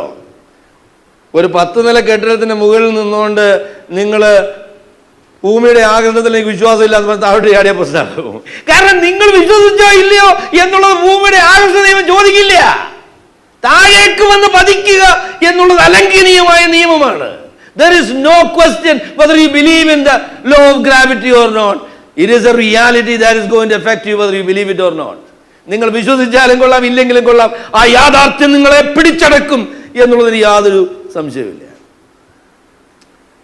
മരണത്തിൽ ചിലർ പറയും, അയ്യോ നരകത്തെക്കുറിച്ചൊന്നും പറഞ്ഞ് ഞങ്ങളെ പേടിപ്പിക്കരുതേ. നിങ്ങൾ പറയുന്ന കേട്ടിട്ട് നരകത്തെക്കുറിച്ച് പറഞ്ഞ് പേടിപ്പിക്കുകയാണല്ലോ. എന്നെ കേൾക്കുന്ന സഹോദരങ്ങളോട് ഞാൻ പറയാം, നരകമെന്ന യാഥാർത്ഥ്യം നിങ്ങളെ ഇന്ന് വരെ പേടിപ്പിച്ചിട്ടില്ലെങ്കിൽ നിങ്ങൾ ഭയപ്പെടണം എന്ന് തന്നെയാണ് എനിക്ക് നിങ്ങളോട് പറയാനുള്ളത്. That is exactly what I want to say. ദൈവത്തിന്റെ ഭീഷണിയെ നിങ്ങൾ ലാഘവമായി വിചാരിക്കരുത്. ദൈവം ഒരു കാര്യം പറഞ്ഞാൽ അതിനെ ഗൗരവമായി എടുക്കുന്നതാണ് സുബോധം എന്ന് പറയുന്നത്, അല്ലേ? ദൈവം ഒരു കാര്യം പറഞ്ഞാൽ അതിനെ പരിഹസിക്കുന്നത് എത്രയോ ഭയങ്കരമായ സങ്കടമാണ്. പരിഹസിക്കാനൊക്കെ ഒരു കാലം ദൈവം അനുവദിച്ചിട്ടുണ്ട് കേട്ടോ. പക്ഷെ പരിഹാസം അവസാനിക്കുന്ന ഒരു സമയം വരും എന്നുള്ളത് യാതൊരു തർക്കവുമില്ല. There is an end to all the arguments that man can bring. മനുഷ്യൻ വരുത്തുന്നതായിരിക്കുന്ന എല്ലാ വാദഗതികളും അവസാനിക്കുന്ന ഒരു കാര്യമുണ്ട്. നോഹ പെട്ടകത്തിൽ കയറുന്നത് വരെ ജലപ്രളയത്തെ പരിഹസിക്കാനായിട്ട് മനുഷ്യർക്ക് അനുവാദമുണ്ട്. ഇതെന്തൊരു ഭയങ്കരമായ ഭാഷത്തെയാണ്. മനുഷ്യന് സൈമൻ സാർ ചോദിക്കുന്ന പോലെ മനുഷ്യനായാൽ മണ്ടയിൽ തലച്ചോറ് വേണ്ടേ? ജലപ്ലാവം വരുമോ? തണ്ടമിണ്ടൽ എറിയാൽ ഉണ്ടാമോ ജലപ്ലാവം എന്ന് ചോദിക്കാനൊരു കാലമുണ്ട്. പക്ഷെങ്കിൽ ആകാശത്തിന് കിളിവാതിൽ തുറന്നു കഴിയുമ്പോൾ എല്ലാ പരിഹാസവും വാദഗതികളും അവസാനിക്കും. അതുവരെ മാത്രമേ ദൈവം ഈ പരിഹാസത്തിന് അവസരം വെച്ചിട്ടുള്ളൂ. മരിക്കുന്നത് വരെ മാത്രമേ മനുഷ്യന് ഈ വാദഗതികളൊക്കെ പറയാൻ പറ്റുള്ളൂ. അതിനുശേഷം ദൈവം വെച്ചിരിക്കുന്ന ഈ യാഥാർത്ഥ്യത്തെ നാം എല്ലാവരും നേരിടണം എന്ന് തന്നെയാണ് ദൈവത്തിന്റെ വചനം നമ്മളോട് പറയുന്നത്. അപ്പം അതുകൊണ്ട് മരണത്തിൽ നിന്ന് മരണത്തിലേക്കുള്ള വാസന, അല്ലെങ്കിൽ ജീവനിൽ നിന്ന് ജീവനിലേക്കുള്ള വാസന, സുവിശേഷം സ്വീകരിച്ച സ്വർഗം ആരംഭിക്കുക കേട്ടോ. ഞാൻ സത്യമായിട്ട് നിങ്ങളോട് പറയാം, സുവിശേഷം ഒരു വ്യക്തി സ്വീകരിക്കുമ്പോൾ ദൈവത്തിന് സമാധാനം, നിത്യമായിരിക്കുന്ന ജീവന്റെ ഉറപ്പ്, ജീവിതത്തിന് ലക്ഷ്യം, ആനന്ദം, സ്വർഗത്തിലെ ദൈവം ഈ ലോകത്തിൽ വെച്ച് തന്നെ നമുക്ക് തരും കേട്ടോ. അത് പൂർണ്ണതയൊന്നുമില്ല, ശരിയാ. പക്ഷെങ്കിൽ സ്വർഗത്തിന്റെ യാതൊരു സന്തോഷമില്ലാത്ത വിശ്വാസിയോട് ഇരിപ്പുണ്ടോ? ഞാൻ രക്ഷിക്കപ്പെട്ട് എനിക്ക് യാതൊരു സന്തോഷവും ഇല്ലത്. രക്ഷിക്കപ്പെട്ടതല്ല, അതുകൊണ്ടാ സന്തോഷമില്ലാതെ. എന്റെ കർത്താവിന്റെ പാപങ്ങളെ മോചിച്ചു തന്നിരിക്കുന്നു, എന്റെ അകൃത്യങ്ങൾ ക്ഷമിച്ചും എന്റെ പാപങ്ങൾ മറച്ചും കിട്ടിയിരിക്കുന്നു, എന്റെ കുറ്റബോധത്തെ ദൈവം എടുത്തു മാറ്റിയിരിക്കുന്നു, ദൈവത്തോടുള്ള ബന്ധത്തിലേക്ക് എന്നെ കൊണ്ടുവന്നിരിക്കുന്നു. ഞാൻ കരഞ്ഞാൽ എന്റെ കരച്ചിൽ സ്വർഗത്തിന് ദൈവം കേൾക്കും എന്നുള്ളതായിരിക്കുന്നു ഉറപ്പ്. ഞാൻ തന്നെ ഒരു നാളും അനാഥനായി വിടുകയില്ല എന്നുള്ള ദൈവത്തിന്റെ വാഗ്ദത്തം, നമ്മുടെ സങ്കടങ്ങളിൽ നമ്മളോട് കൂടെ ഇരിക്കുന്ന കർത്താവ്, ഇതൊക്കെ സ്വർഗത്തിന്റെ ആനന്ദമല്ലേ? ഞാൻ ഒരിക്കലും അനാഥനായി തീരുകയില്ല. സ്വർഗത്തിലെ ദൈവം എനിക്ക് തുണയായിരിക്കുന്നു. അവൻ സങ്കടങ്ങളിൽ എനിക്ക് സഹായമായി തീർന്നിരിക്കുന്നു. അവൻ എൻ്റെ ബുദ്ധിമുട്ടുകളുടെ നടുവിൽ എനിക്ക് സഹായകനായിട്ട് എൻ്റെ കൂടെയുണ്ട്. ഈ ബോധ്യം സ്വർഗത്തിൻ്റെ അനുഭവമല്ലേ? എന്തൊരു സന്തോഷമാണ്. അതുകൊണ്ട് ഭക്തന്മാർ പാടും, ക്രിസ്തീയ ജീവിതം സൗഭാഗ്യ ജീവിതം, കർത്താവിൻ കുഞ്ഞുങ്ങൾ പാട്ടുപാടും എന്നവർ പാടും. കാരണം സ്വർഗത്തിനൊരു അനുഭവം ഈ ലോകത്തിൽ വെച്ച് തന്നെ വിശ്വാസികൾക്ക് ദൈവം അനുവദിച്ചിട്ടുണ്ട്. അല്ലയോ സഹോദര? സ്വർഗത്തിന്റെ ഒരു ചെറിയ അനുഭവം ഹൃദയത്തിന്റെ കോണിലില്ലേ? ഇല്ലേ? There is a joy unspeakable that God has brought into our life. നമ്മുടെ ജീവിതങ്ങളിലേക്ക് സ്വർഗത്തിലെ ദൈവം സ്വർഗത്തിന്റെ അനുഭവം കൊണ്ടുവന്നിട്ടുണ്ട്. അതുകൊണ്ട് നമ്മൾ പറയും, ജീവനിൽ നിന്ന് ജീവനിൽ ഇതെല്ലാം കാഴ്ചയാ. വിശ്വാസത്താൽ നാം വിചാരിക്കുന്ന കാര്യങ്ങളൊക്കെ കാഴ്ചയായി തീരുന്ന ഒരു ദിവസത്തിന് വേണ്ടി നമ്മൾ കാത്തിരിക്കുകയാണ്. നമ്മൾ ഇന്ന് വിശ്വാസത്താലാണ് കർത്താവിൻ്റെ മുഖം കാണുന്നത്. എന്നാൽ കണ്ണുകൾ കൊണ്ട് തന്നെ അവൻ്റെ മുഖം കാണുന്ന, സങ്കടവും ദുഃഖവും വേദനകളും ഒന്നുമില്ലാത്ത ആ ലോകത്തിലേക്ക് നമ്മളെ ചേർത്തുകൊള്ളുന്ന മനോഹരമായിരിക്കുന്ന ഒരു ദിവസം ഉണ്ട് കേട്ടോ. അതിനുവേണ്ടിയാണ് നമ്മൾ കാത്തിരിക്കുന്നത്. That's what we are waiting for. And we do believe it. നാം അത് വിശ്വസിക്കുന്നു എന്ന് ചങ്ക് തുറന്ന് പറയുവാൻ ഞാൻ ആഗ്രഹിക്കുകയാണ്. We do believe it. നാം അതിനു വേണ്ടി കാത്തിരിക്കുന്ന ആളുകളാണ്. കർത്താവ് തന്റെ വാഗ്ദത്തങ്ങൾ പൂർത്തിയാക്കുന്ന ആ നല്ല ദിവസത്തെ നോക്കി കാത്തിരിക്കുന്നതായിരിക്കുന്ന ആളുകളാണ്. A day is coming when life is going to be life in full. ജീവന്റെ പൂർത്തീകരണത്തിലേക്ക് വരാൻ പോകുന്ന മനോഹരമായ ഒരു ദിവസത്തിന് വേണ്ടി കാത്തിരിക്കുക. അപ്പൊ ആ ബോധ്യമൊക്കെ അപ്പസ്തലനായ പൗലോസിന്റെ ഹൃദയത്തിൽ വന്നു കഴിഞ്ഞപ്പോൾ ഈ ലോകത്തിലെ സങ്കടങ്ങൾ തനിക്ക് സാരമില്ല. അതുകൊണ്ടാണ് പൗലോസ് വേറെടുത്ത് പറയുന്നുണ്ട്, നമ്മിൽ വെളിപ്പെടുവാനുള്ള തേജസ് വിചാരിച്ചാൽ ഈ കാലങ്ങളിലെ കഷ്ടങ്ങൾ സാരമില്ല എന്ന് നാം എണ്ണുന്നു. നമ്മിൽ വെളിപ്പെടുവാനുള്ള തേജസ് വിചാരിച്ചാൽ ഈ കാലങ്ങളിലെ കഷ്ടങ്ങൾ സാരമില്ല എന്നുണ്ടെന്നു. ഈ കാലങ്ങളിലെ കഷ്ടങ്ങൾ മാത്രമാണ് നമ്മൾ എണ്ണുന്നതെങ്കിൽ ഭയങ്കര ബുദ്ധിമുട്ടാണ്. We have to compare it with the glory that is going to be revealed in Jesus Christ. കർത്താവായ യേശു ക്രിസ്തുവിൽ കൂടെ ദൈവം വെളിപ്പെടുത്താനായിട്ട് പോകുന്ന തന്റെ മഹത്വത്തെ കുറിച്ചുള്ളതായിരിക്കുന്ന അറിവ്. അപ്പൊ അതുകൊണ്ട് ചിലർക്ക് ഇത് സുവിശേഷം എന്ന് പറയുന്നത് മരണത്തിൽ നിന്ന് മരണത്തിലേക്കുള്ള വാസനയാണ്. സുവിശേഷം നിഷേധിക്കുന്ന ഒരാൾ, അതിനെക്കുറിച്ച് കർത്താവ് യോഹന്നാന്റെ സുവിശേഷം 3-ാമത്തെ അധ്യായത്തിൽ പറഞ്ഞു, ന്യായവിധി വന്നു കഴിഞ്ഞു എന്ന് പറഞ്ഞു. ന്യായവിധി വന്നു കഴിഞ്ഞു. The judgment has already come. എന്താ? How come the judgment has come? He said the truth is denied. The judgment has already started. വെളിച്ചം വന്നതിന് ശേഷം വെളിച്ചത്തെക്കാളും ഇരുളിനെ സ്നേഹിക്കുന്നത് ദൈവത്തിന്റെ ന്യായവിധി വെളിപ്പെട്ടിരിക്കുന്നു എന്നതിന് തെളിവാണ് എന്നാണ് അപ്പോസ്തലനായ യോഹന്നാൻ നമ്മളോട് പറയുന്നത്. Judgment has already started and the redemption has already started. വീണ്ടെടുപ്പ് ആരംഭിച്ചു കഴിഞ്ഞു. അതുപോലെ തന്നെ ദൈവത്തിന്റെ ന്യായവിധിയും ആരംഭിച്ചു കഴിഞ്ഞു. അത് പൂർത്തീകരിക്കാനുള്ള ദിവസങ്ങൾ ഇനി വരാനിരിക്കുന്നതേ ഉള്ളൂ. ഇവർക്ക് മരണത്തിൽ നിന്ന് മരണത്തിലേക്കുള്ള വാസന, ഞങ്ങൾക്ക് ജീവനിൽ നിന്ന് ജീവനിലേക്കുള്ള വാസന. അവിടെ സുവിശേഷത്തിന്റെ വിജയം നിർണയിക്കുന്നത് ആളുകൾ എങ്ങനെ പ്രതികരിക്കുന്നു എന്നുള്ളതിന്റെ അടിസ്ഥാനത്തിലല്ല. സുവിശേഷത്തിന്റെ വിജയം നിർണയിക്കുന്നത് it is not depending upon the response of people. ആളുകൾ പ്രതികരിച്ചാലും ഇല്ലെങ്കിലും ഞാൻ പറയുന്ന സുവിശേഷം സത്യമാണ് എന്നാണ് അപ്പോസ്തലനായ പൗലോസിന് പറയാനുള്ളത്. Do you have that confidence in the gospel? സുവിശേഷം ചില ആളുകളോട് സുവിശേഷം പറഞ്ഞിട്ട് സ്വീകരിക്കുന്നില്ല. അപ്പം നമുക്ക് ഒരു സംശയം, ഈ സുവിശേഷം യഥാർത്ഥത്തിൽ ശക്തിയാണോ എന്നൊരു സംശയം. Paul said, no. The power of the gospel is never decided by the response of the people. മനുഷ്യരുടെ പ്രതികരണമല്ല സുവിശേഷത്തിന്റെ ശക്തിയെ നിർണ്ണയിക്കുന്നത്. അത് ദൈവം തീരുമാനിച്ച കാര്യം തന്നെയാണ്. We have to find our confidence in the gospel and what God is doing and what God will do. ദൈവം എന്താണ് ചെയ്യാൻ പോകുന്നത്, ദൈവം എന്താണ് നമ്മുടെ ജീവിതത്തിൽ ചെയ്തിരിക്കുന്നത് എന്നുള്ളതായിരിക്കുന്ന ആ ബോധ്യമാണ് നമ്മളെ യഥാർത്ഥമായിരിക്കും സന്തോഷത്തിലേക്ക് നയിക്കുന്നത്. സന്തോഷത്തിൻ്റെ അടിസ്ഥാനം നമ്മൾ സന്തോഷം നാം ദൈവത്തിലും ദൈവം നമ്മിലൂടെ ചെയ്യുന്ന സുവിശേഷത്തിൽ കൂടെ ദൈവം ചെയ്യുന്നതായിരിക്കുന്ന കാര്യങ്ങളെക്കുറിച്ചുള്ള ബോധ്യമാണ്. അതിലുള്ളതായിരിക്കുന്ന ധൈര്യമാണ്, അതിലുള്ള പ്രത്യാശയാണ് നമ്മളെ ജീവിതത്തിന് യഥാർത്ഥമായിരിക്കുന്ന സന്തോഷം എന്ന് പറയുന്നത്. അപ്പം നിങ്ങൾക്ക് സന്തോഷമില്ലെങ്കിൽ ഞാൻ പറയാം, you are too earthly minded. That is your problem. നിങ്ങളുടെ പ്രശ്നം എന്ന് പറയുന്നത് നിങ്ങളുടെ പ്രശ്നങ്ങൾ മാത്രമാണ് നിങ്ങളുടെ ശ്രദ്ധയിലുള്ളത് എന്നുള്ളതാണ് പ്രശ്നം. എന്നാൽ ദൈവം എന്താണ് ചെയ്യാൻ പോകുന്നത്, ദൈവം എന്താണ് ചെയ്തിരിക്കുന്നത്, എന്താണ് എന്നിൽ ചെയ്തുകൊണ്ടിരിക്കുന്നത് എന്നുള്ളതിനെ കുറിച്ച് ബോധ്യം വരികയും അതിൽ നമ്മൾ ശ്രദ്ധ കേന്ദ്രീകരിക്കുകയും ചെയ്താൽ നാം ജയോത്സവമായി നടത്തപ്പെടുന്നു എന്നുള്ളതായിരിക്കുന്ന കാര്യം നമുക്ക് ബോധ്യമാകും. അവിടെ ഈ ലോകത്തിൽ മാത്രമാണ് നിങ്ങൾ ശ്രദ്ധയെങ്കിൽ ലോകജീവിതം സങ്കടമാണ് എന്നാണ് ആദ്യമേ പൗലോസ് പറയുന്നത്. രണ്ടാമത് പറഞ്ഞു, നിങ്ങൾ യഥാർത്ഥമായി സന്തോഷിക്കണമെങ്കിൽ ദൈവത്തിലും തൻ്റെ സുവിശേഷത്തിലും നിങ്ങൾ ശ്രദ്ധ കേന്ദ്രീകരിക്കണം എന്ന് അപ്പോസ്തലനായ പൗലോസ് പറഞ്ഞു. മൂന്നാമത് പൗലോസ് പറയുന്ന കാര്യം, സുവിശേഷം ഈ നിലയിലായിരിക്കുന്നത് കൊണ്ട് ഞങ്ങൾ എങ്ങനെയാണ് സുവിശേഷത്തെ കൈകാര്യം ചെയ്യുന്നത് എന്നുള്ളതായിരിക്കുന്ന കാര്യമാണ് താൻ പറയുന്നത്. So how should we respond to the gospel? If gospel is the way that decides the eternity of people, മനുഷ്യരുടെ നിത്യത നിർണ്ണയിക്കുന്ന സുവിശേഷമാണ് എങ്കിൽ ആ സുവിശേഷത്തോട് നമ്മൾ എങ്ങനെ പ്രതികരിക്കണം എന്നുള്ളതാണ് 17-ാമത്തെ വാക്യത്തിൽ അപ്പോസ്തലനായ പൗലോസ് പറയുന്നത്. അദ്ദേഹം പറഞ്ഞു, we handle the gospel with care because that decides the destiny of people. ഞങ്ങൾ സുവിശേഷത്തെ വളരെ ശ്രദ്ധയോടെ കൈകാര്യം ചെയ്യുന്ന ആളുകളാണ്. അതിന്റെ കാരണം സുവിശേഷമാണ് മനുഷ്യരുടെ നിത്യതയെ നിർണ്ണയിക്കുന്നത് എന്നുള്ളതാണ് അതിന്റെ കാരണം.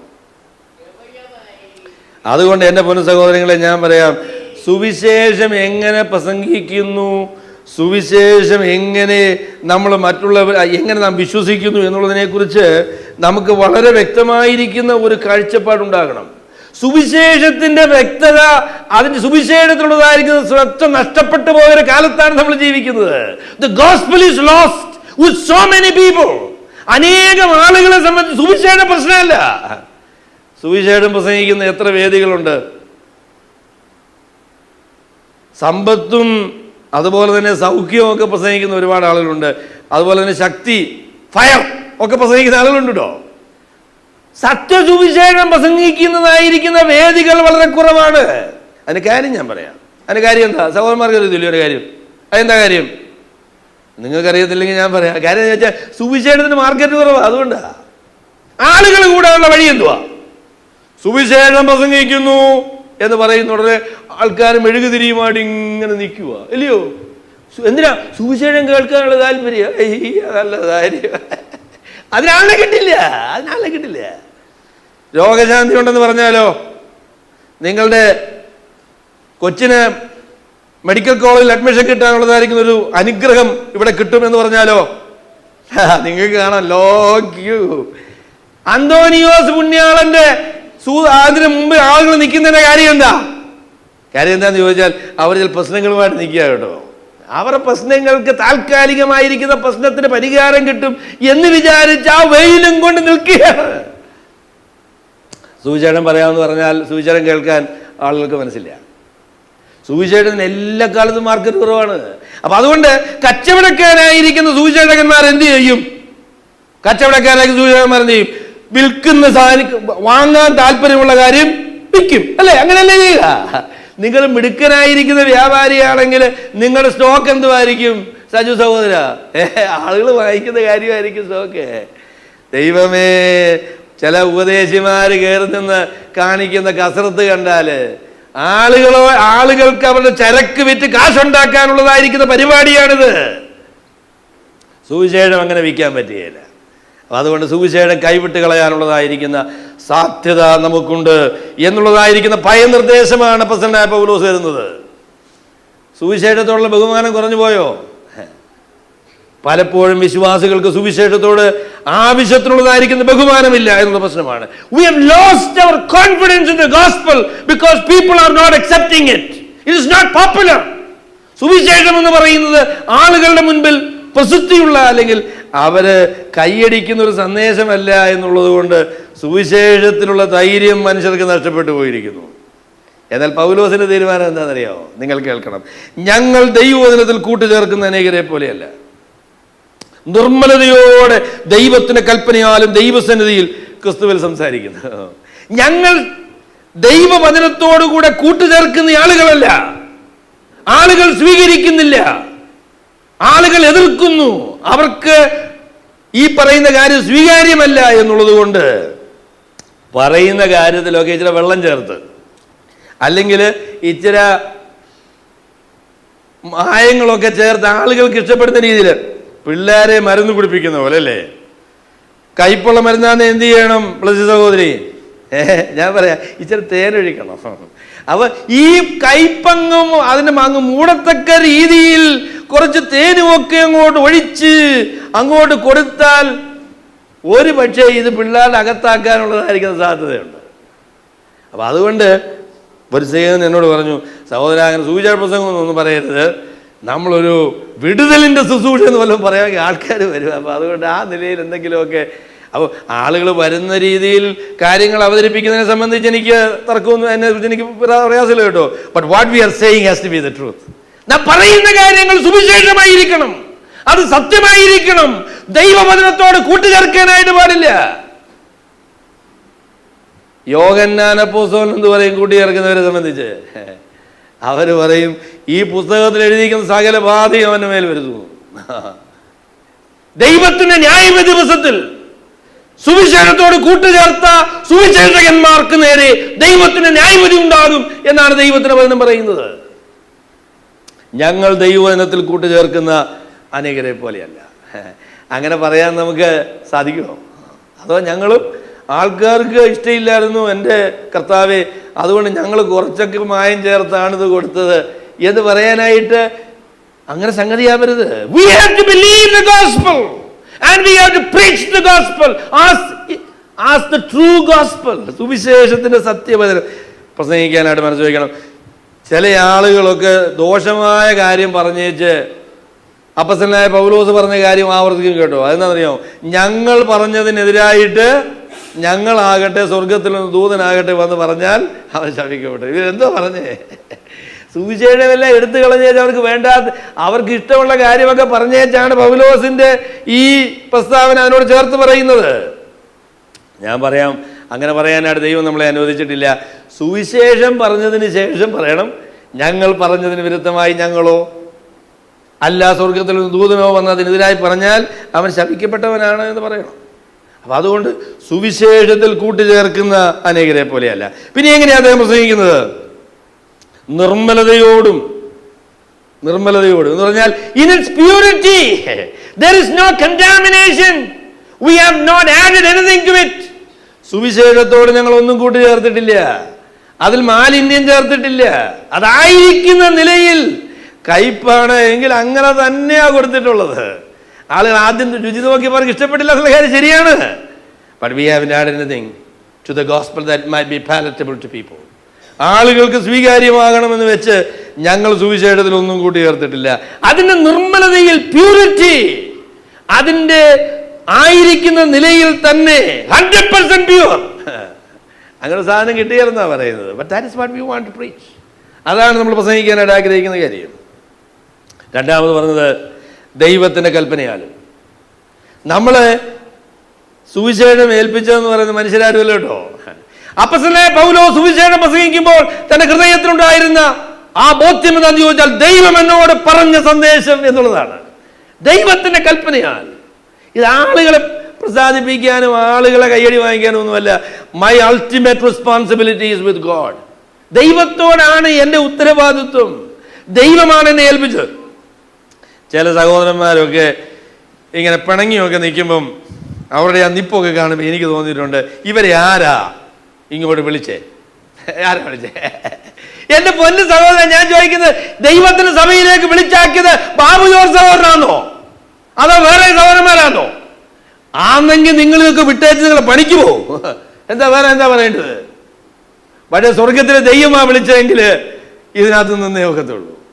മനുഷ്യരുടെ ക്രമീകരണമല്ല, ദൈവം വിളിച്ചതാണ്. അതാണ് നമ്മളുടെ ബോധ്യം എന്ന് പറയുന്നത്. ആരാ വിളിച്ചത്?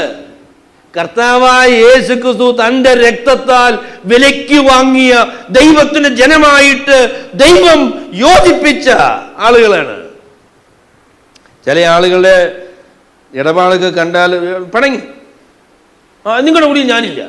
ശരി, അപ്പൊ നമ്മളാ വിളിച്ചാക്കിയതല്ലേ? ശരി, അങ്ങനെയാന്ന് പിന്നെ പണി വേഗം നിന്നിട്ട് കാര്യമൊന്നുമില്ല. ഇത് ദൈവമാണ്. God is the one who has called you to life in Jesus Christ. അന്ധകാരത്തിൽ നിന്ന് തന്റെ അത്ഭുത പ്രകാശത്തിലേക്ക് വിളിച്ചവന്റെ ആ കർത്താവാ വിളിച്ചത്. പൗലോസ് പറഞ്ഞു, എന്നെയും പരിപാടി ഏൽപ്പിച്ചത് മനുഷ്യരാരുമല്ല, ദൈവത്തിന്റെ കൽപ്പനയാണ്. സ്വർഗത്തിലെ ദൈവമാണ് ഈ സുവിശേഷം എന്നെ ഏൽപ്പിച്ചത്. I have to be faithful to him. തന്നോട് വിശ്വസ്തത പുലർത്തുക എന്നുള്ളതാണ് എൻ്റെ ഉത്തരവാദിത്വം. മൂന്നാമത് പറഞ്ഞ പ്രസ്താവന ദൈവസന്നിധിയിൽ. വി വാക്ക് ബിഫോർ ഗോഡ്. അതിനെക്കുറിച്ച് ഒരു ദൈവദാസൻ പറഞ്ഞ പോലെ, actually A true believer is A one man audience person. A true believer is A one person audience എന്ന് പറഞ്ഞാൽ, നമ്മൾ ശരിയായി ജീവിക്കുന്നതിന്, ശരിയായി സംസാരിക്കുന്നതിനുള്ള കാരണം എന്ന് പറയുന്നത് ദൈവം കാണുന്നു എന്നുള്ളതാണ് അതിന്റെ കാരണം, അല്ലേ?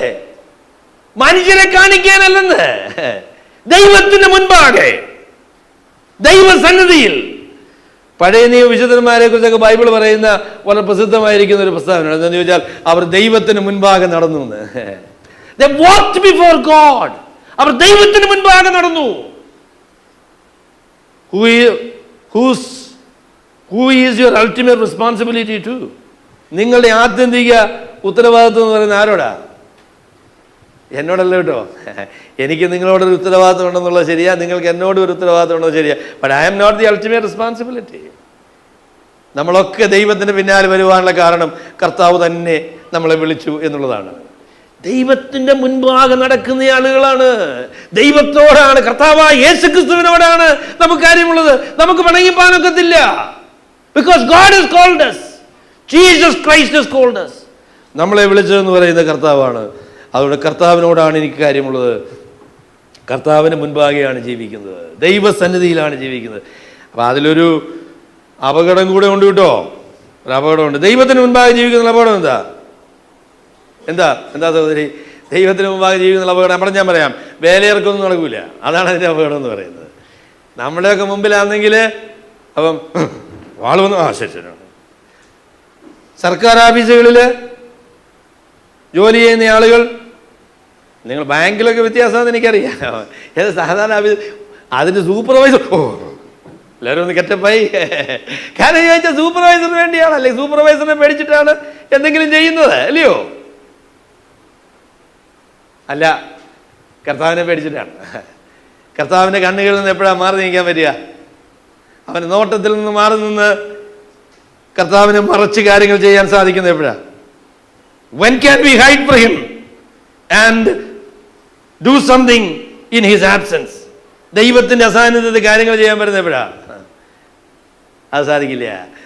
പൗലോസ് പറഞ്ഞു, ഞാൻ ദൈവത്തെ ഭയപ്പെട്ട് ദൈവസന്നിധിയിൽ ദൈവത്തിൻ്റെ കൽപ്പന അനുസരിച്ച് കർത്താവിൻ്റെ മുൻപാകെ ദൈവകൃപയിൽ ആശ്രയിച്ച് ദൈവം എന്നെ ഏൽപ്പിച്ചതായിരിക്കുന്ന ജീവിതവും ശുശ്രൂഷയും തികയ്ക്കണം എന്നേ എനിക്കുള്ളൂ.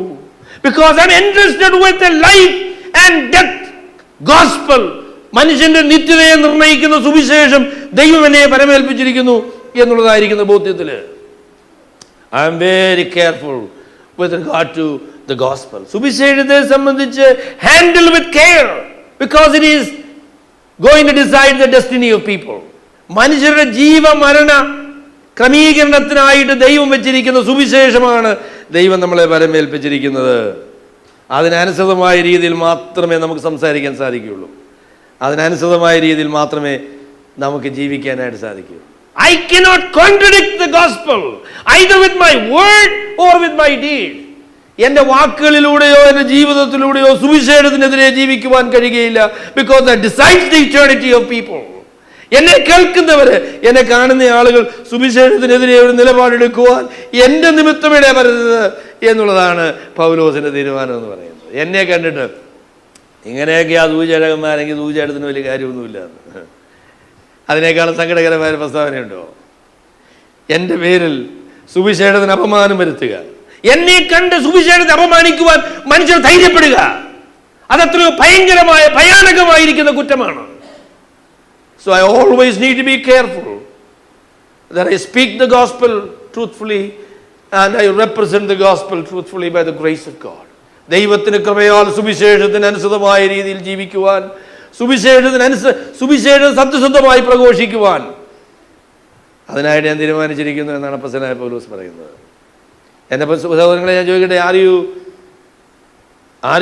You really sad? നിങ്ങൾ സങ്കടപ്പെടുന്ന ആളുകളാണോ? നിങ്ങൾക്ക് സന്തോഷമുണ്ടോ? സങ്കടപ്പെടുകയാണെന്ന് ഞാൻ പറയാം, you R too much concerned about other people. മറ്റുള്ള മനുഷ്യരെ നോക്കുവാൻ, സാഹചര്യങ്ങളെ നോക്കുവാൻ, ഈ ലോക ജീവിതത്തെ ശ്രദ്ധിക്കുവാൻ നിങ്ങൾ ആവശ്യത്തിനും അധികം മനസ്സ് വെച്ചിരിക്കുന്നു എന്നുള്ളതാണ് പ്രശ്നം. അതാണ് നിങ്ങളുടെ പ്രശ്നം.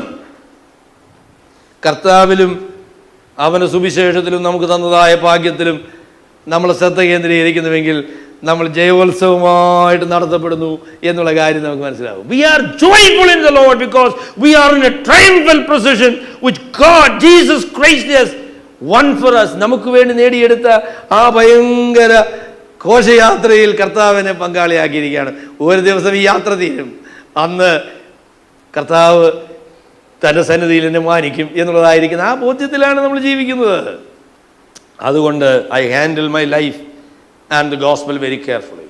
അതുകൊണ്ട് സുവിശേഷത്തെയും എൻ്റെ ജീവിതത്തെയും ഞാൻ വളരെ ശ്രദ്ധയോടെ സൂക്ഷിക്കുന്നു. ദൈവകൃപയിൽ ആശ്രയിച്ച് I have the true gospel and in the fear of God I live according to the gospel. സുവിശേഷത്തിന് അനുസൃതമായി ജീവിക്കുവാൻ, സുവിശേഷം സത്യസന്ധമായി പ്രഘോഷിക്കുവാൻ നമുക്ക് കടപ്പാടുണ്ട്. സ്വർഗത്തിലെ ദൈവം എന്നുള്ളതായ കരുത്ത് നമുക്ക് തരും. അതുകൊണ്ട് നമുക്ക് സന്തോഷിക്കാം. Where do you find your joy? Where do you find it? I find it in God and His gospel. ഞാൻ ദൈവത്തിലും തൻ്റെ സുവിശേഷത്തിലുമാണ് എൻ്റെ സന്തോഷം ആത്യന്തികമായിട്ട് കണ്ടെത്തുന്നത്. അങ്ങനെ തീരുമാനിക്കുന്ന ഒരാളിൻ്റെ ജീവിതത്തിൽ ദൈവഹിത പ്രകാരം സന്തോഷിക്കുവാനായിട്ട് സാധിക്കും. They are moving from life to life. അവർ ജീവനിൽ നിന്ന് ജീവനിലേക്ക് പ്രവേശിക്കുന്നതായിരിക്കുന്ന ആളുകളാണ്. They already got the life in them. Heaven is already come. And then it is ultimately going to come one day. അത് പൂർത്തീകരിക്കുന്ന ഒരു ദിവസത്തിന് വേണ്ടി നമ്മൾ കാത്തിരിക്കുന്ന ആളുകളാണ്. സ്വർഗത്തിലെ ദൈവം അതിനായിട്ട് നമ്മളെ സഹായിക്കട്ടെ. ഞങ്ങളെ സ്നേഹിക്കുന്ന ഞങ്ങളെ വാഴ്ത്തപ്പെട്ട സ്വർഗസ്ഥ പിതാവേ, ജീവിതം കാഠിന്യമേറിയതാണ് എന്ന് ഞങ്ങൾ അവിടുത്തെ സന്നിധിയിൽ സമ്മതിക്കുന്നു. ഞങ്ങളുടെ ഹൃദയത്തിൽ ഭാരപ്പെടുത്തുന്ന ഒരുപാട് കാര്യങ്ങൾ ഞങ്ങളുടെ ചുറ്റുപാടുമുണ്ട്. എന്നാൽ ഞങ്ങളുടെ സന്തോഷം ഞങ്ങൾ ഈ സാഹചര്യങ്ങളിലൊന്നും കണ്ടെത്തുന്നില്ല. ഞങ്ങളെ വിളിച്ച് അവിടുത്തെ പ്രകാശപൂർണമായ രാജ്യത്തിലേക്ക് ഞങ്ങളെ വിളിച്ചാക്കിയ, ഞങ്ങളുടെ പാപങ്ങളെ യേശുക്രിസ്തുവിൻ്റെ ചെലവിൽ എന്നേക്കുമായി ക്ഷമിച്ചു തന്ന, ഞങ്ങളെ സ്വർഗത്തിന് അവകാശികളാക്കി തീർത്ത, ദൈവഭവനത്തിന് അവകാശികളാക്കി തീർത്ത കർത്താവിലും അവൻ്റെ സുവിശേഷത്തിലും ഞങ്ങൾ സന്തോഷിക്കുന്ന കർത്താവേ, ഈ സുവിശേഷം ഞങ്ങളെ പരമേൽപ്പിച്ചിരിക്കുന്നത് കൊണ്ട് ഭയത്തോടും ഭക്തിയോടും കൂടെ ഈ സന്ദേശത്തിന് നിർമ്മലത കാത്തുകൊണ്ട് ആ സന്ദേശത്തിന് യോജിച്ച നിലയിൽ ജീവിക്കുവാൻ ഈ നാളുകൾ അവിടുത്തെ പരിശുദ്ധാത്മാവിനാൽ ഞങ്ങളെ സഹായിക്കണം എന്ന് ഞങ്ങൾ പ്രാർത്ഥിക്കുന്നു. അതിനായി ഞങ്ങളെ കരുത്ത് തരും എന്നുള്ളത് കൊണ്ട് നന്ദി. അവിടുത്തെ എല്ലാ അനുഗ്രഹങ്ങൾക്കായിട്ടും നന്ദി. കർത്താവായ യേശുക്രിസ്തുവിൻ്റെ വിലയേറുന്ന നാമത്തിൽ.